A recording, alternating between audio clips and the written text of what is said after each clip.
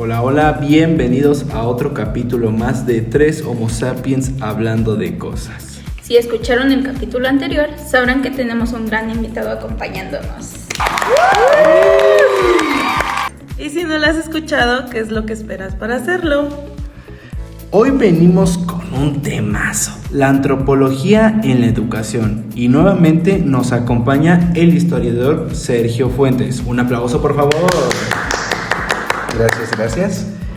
Arranquemos por lo básico. Mucha gente asocia la antropología con sociedades antiguas o comunidades remotas. Entonces, para usted, ¿qué es lo que estudia la antropología? Bueno, sí es como un pensamiento muy común, que nada más hablan de antropología y se piensa que son piedras del pasado, que eso es arqueología, o pueblos indígenas, ¿no? Como ahorita lo han dicho, pero realmente la antropología tiene más ramas, ¿no? Está la antropología urbana, está la antropología de la imagen, está la antropología de las sociedades, ahorita se me olvidó el nombre que tiene en conjunto, pero la antropología nos ayuda muchas veces a entender también lo que somos como sociedad en general y en común, ¿no? Por ejemplo, hay antropología de los pueblos afrodescendientes, ¿no? Que en México, por ejemplo, los estudios de afrodescendientes también son relativamente jóvenes, estamos hablando de 15, 20 años, que es cuando se ha puesto más énfasis en cómo es que las comunidades africanas en México se han asentado, ¿no? Yo siempre me he preguntado en ese caso, ¿por qué en México, si era un país donde había un gran número de esclavos negros en la época novohispana, pues aparentemente están como separados, ¿no? O sea, como que no hay una gran presencia.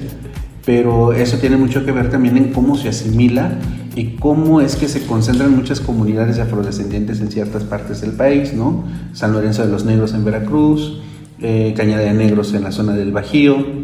Y esto desde la antropología nos permite ver también en cómo es que como nación mexicana estamos condicionados por la historia, ¿no? O sea, al final del día quienes hacen la independencia pues van a ser los indígenas, ¿no? y también las personas afrodescendientes en algunas zonas del país.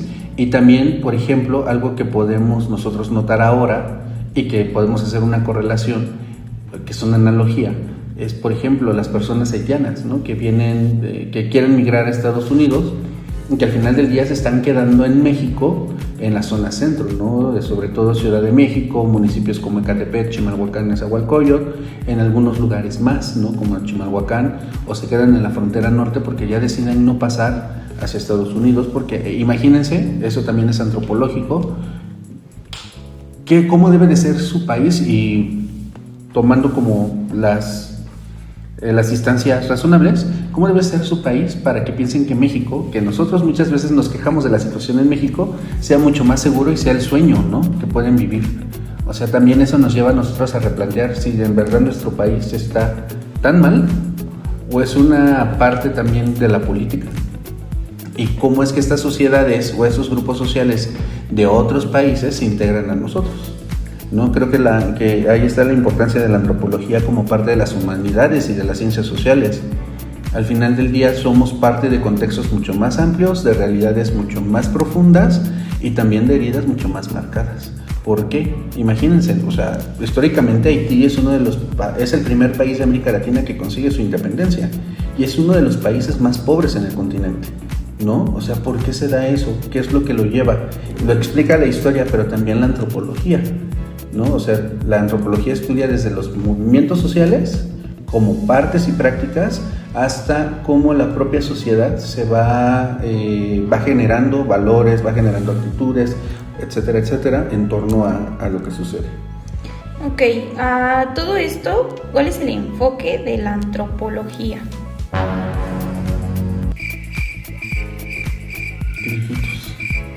¿Cómo que el enfoque?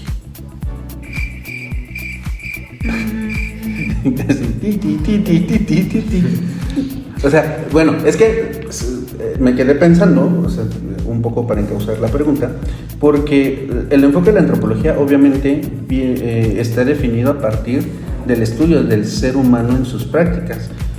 Y eso es lo que la distancia, por ejemplo, de la historia.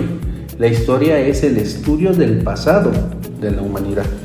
La antropología son las prácticas y características de esas sociedades, tanto del pasado como del presente. Ninguna ciencia social va a poder estudiar el futuro, pero en el caso de la antropología sí va muy encaminado en ese enfoque de lo humano que le da características a sus sociedades. No sé si me doy a entender, ¿no? O sea, al final del día la antropología no dicta, la antropología tampoco determina, estudia, le da seguimiento y sobre todo muestra o trata de hacer una interpretación de esa muestra de cómo es que las sociedades se conforman.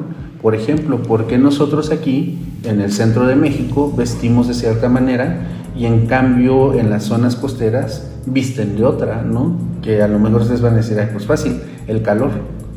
Pero no es lo mismo el calor que hace en Yucatán que hace en Mazatlán. Y no utilizan el mismo tipo de ropa porque va a haber cambios climáticos, ¿no? Incluso, por ejemplo, en Mazatlán el aire es más seco que en Yucatán, que es mucho más húmedo, etcétera, etcétera.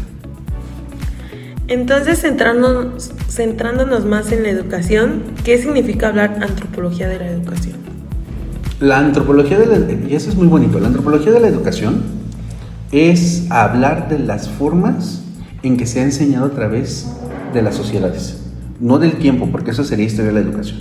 ¿A qué me refiero a través de las sociedades? Por ejemplo, ustedes que son 3 homo sapiens, ¿no? que opinan, y yo que soy un homosexual que opina, tenemos distintas formas de ver la educación, porque eso está dado a partir de los contextos en los que estamos desarrollándonos. Por ejemplo, hay contextos que son mucho más cerrados y otros que son mucho más liberales, y eso es lo que condiciona la forma de educar. No sé, ¿han escuchado de las comunidades menónicas? ¿No?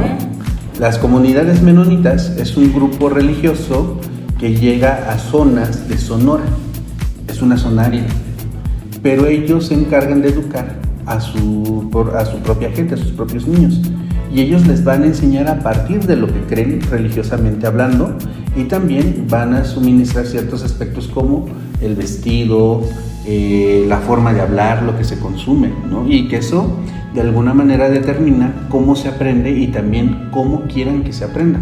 Por ejemplo, ¿a ustedes les gusta el café? Claro. Sí, claro. No mucho, bueno, arroz, así. La Coca-Cola. Fanático. Me imagino En que la también, mañanita. me imagino que también ustedes toman alcohol. No, eso no. De repente, Eso no. De repente. eso no. Pero por ejemplo, hay comunidades religiosas que les prohíben, por ejemplo, a todos sus confesantes beber café. Y hay gente que religiosamente todos los días se tiene que beber su café a las 7 de la mañana para poder iniciar el día. Y hay gente que no. Hay gente que disfruta una Coca-Cola bien fría de lata o de botella de vidrio y sin pena, pero hay otros que sí porque no se los permite. Y eso también es parte de esta antropología de la educación. No solamente el conocimiento, que esos son los contenidos curriculares, sino cómo vestimos, cómo calzamos, cómo nos comportamos, incluso cómo hablamos. Tanto así que, por ejemplo, hay grupos religiosos que les prohíben a sus feligreses ver películas de terror. Como esta religión donde tienen que vestirse siempre de blanco, ¿no? O sea, no Sí. pueden vestirse de otro color. Sí, como la santería, que por ejemplo, sus adeptos o feligreses, cuando ya están en cierto nivel, siempre tienen que vestir de blanco, porque tiene que ver con toda una cosmovisión y sobre todo tiene que ver con una forma de ver la vida, cómo tratas a los demás, cómo te metes con los demás, y qué tipo también de acercamiento vas a tener, porque la religión es una parte importante de las sociedades, pero que en nombre de un laicismo hemos hecho al lado que no comprendemos o no alcanzamos a comprender a veces la profundidad que tiene. Siempre escuchamos que la escuela forma ciudadanos, pero nunca nos ponemos a pensar en cómo. Aquí la pregunta es, ¿la escuela tiene su propia cultura? Sí, en México tenemos una cultura de lo escolar bien acendrada. ¿A qué me refiero? ¿Ustedes cuando iban a la escuela llevaban uniforme? Sí. Claro, sí. ¿Cómo era su uniforme? A ver, ¿cómo era el tuyo? De la secundaria, por ejemplo.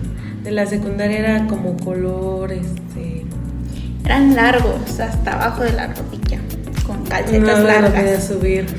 Mi calceta larga, ¿no? Sí. Blanca, falda tableada, en secundaria se utilizaba mucho El suéter. príncipe de Gales, ¿no? Falda o pantalón príncipe de Gales. El suéter a veces variaba entre este color como cafecito, caqui o verde, ¿no? Bueno. Con el escudo. Bueno, ustedes porque son más jóvenes que yo, pero, por ejemplo, en mis tiempos, la secundaria se dividía siempre por colores, ¿eh? Un ejemplo, o sea, si tú entrabas a primer año, el pants y el uniforme eran distintos. Yo recuerdo que donde iba el de gala era blanco para todos, el suéter blanco, pero para los demás, los de primero era azul rey, para los de segundo era el color caqui y para los de tercero era rojo. Creo que hasta la fecha se sigue haciendo eso, pero solamente en algunas escuelas, ¿no? Ya son las menos. Sí. Y eso es la cultura de lo escolar. O sea, la escuela te enseña cosas, que son los conocimientos, pero también te va a enseñar actitudes y te va a enseñar modales, te va a enseñar formas de ver la vida. Por eso lo primero que ponía de ejemplo era la idea positivista del uniforme. ¿Por qué les dan un uniforme? Porque culturalmente se cree que si van con el cabello recogido en un chonguito o en una trenza, si se cortan el cabello de honguito o corte militar, les están enseñando a ser, por ejemplo, personas limpias, o les están enseñando valores. Aunque le preguntan a los maestros ¿qué valores enseña usted del uniforme?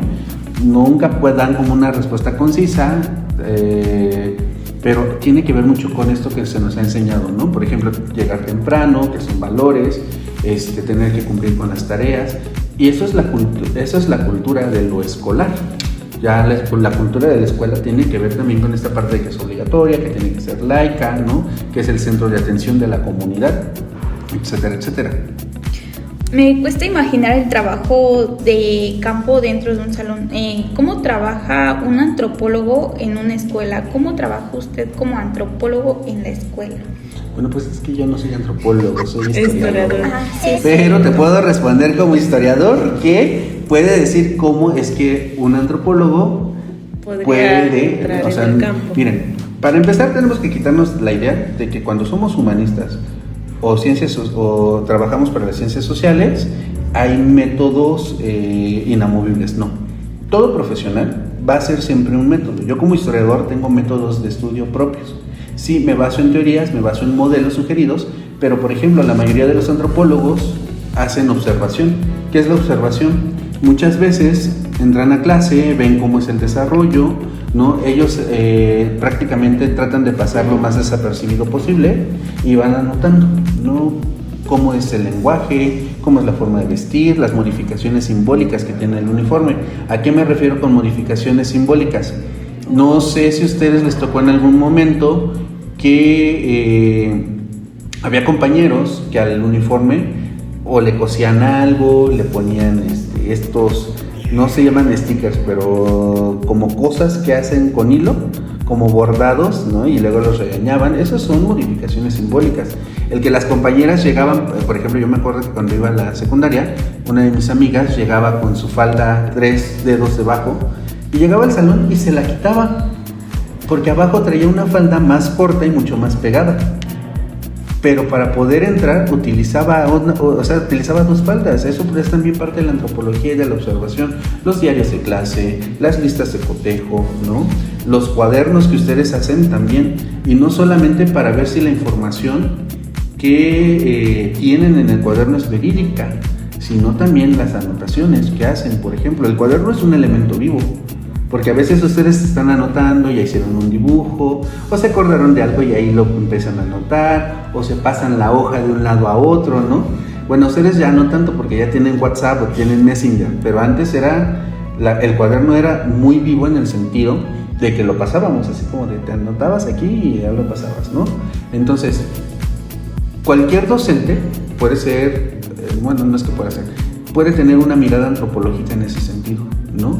Cómo se comportan, qué dicen, qué tipo de música están escuchando, cómo se tratan entre sí, son formas en que nosotros podemos tener un acercamiento antropológico dentro del aula, ¿no? O sea, yo sí por eso es que soy como muy observante de los gustos que tienen mis alumnos, ¿no? O sea, ¿por qué les gusta esto? ¿Por qué no les gusta el otro? ¿Por qué vienen con ciertos rezagos o vienen con ciertas formas de ver las cosas de la vida? Porque la escuela es la que les está dando como ese tipo de sesgos, ¿no? Les está dando esos parámetros. Bueno, antes de despedirnos, nos gustaría una frase para cerrar. ¿Por qué necesitamos una mirada antropológica en la educación? Creo que viene de la mano de lo que les mencionaba ahorita. Es necesario porque nos va a ayudar a entender como sociedad la importancia y la complejidad de la escuela.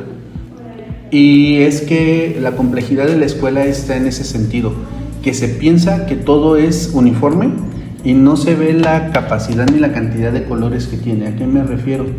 Toda escuela es distinta entre sí y toda escuela va a tener objetivos y también va a tener muchos matices. No es lo mismo dar clases en Chimalhuacán Centro que en Nesa.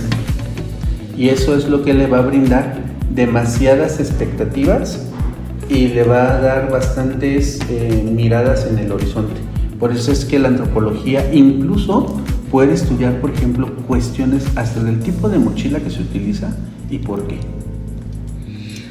Ok, muy buena esa opinión, esa frase que nos acabas de dar. Bueno, pues creo que esto sería todo por hoy. Muchísimas gracias por acompañarnos en este segundo episodio de su podcast 3 Homo Sapiens hablando de cosas. ¡Hasta la próxima! Adiós.